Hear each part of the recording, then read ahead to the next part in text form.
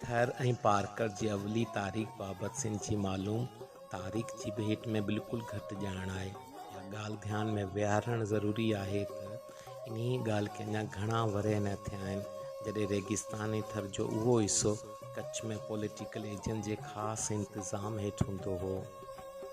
सोढा क़बीलो जेको ज़िले जो मथियों तबिक़ो आहे, हिन लाइ चयो वञे थो त उहे परमार सोढे जो औलाद आहिनि।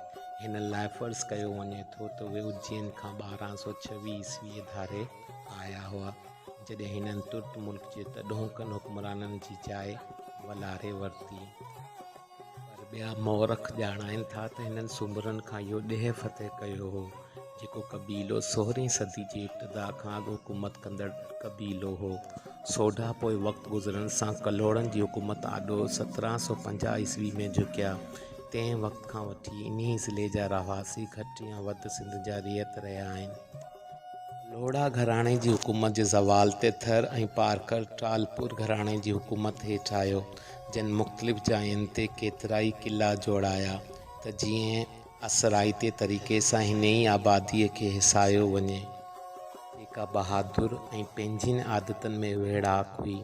मिठी ऐं इस्लाम कोट ज़िले में रेक्स तरफ़ां चयो वञे थो त टालपुर ज़मीन जी उपत तां 2 भाङे 5 पतियूं ढल वठंदा हुआ। 1830 ईस्वीअ ऐं 1835 ईस्वीअ ताईं को बि बाक़ाइदे रेवेन्यू सरिश्तो शुरू न थियो हो, जॾहिं डफेर हिकदमि वाक़िअ थियो हो। मीरनि माण्हुनि खे आण मञाइण लाइ हिकु वॾी फ़ौज मोकिली हुई ऐं केतिरनि ई सरदारनि खे क़ैद बणायो वियो। हुननि खे ओसिताईं आज़ादु न कयो वियो जेसिताईं हुननि ॻरा ॾंढ न ॾिना।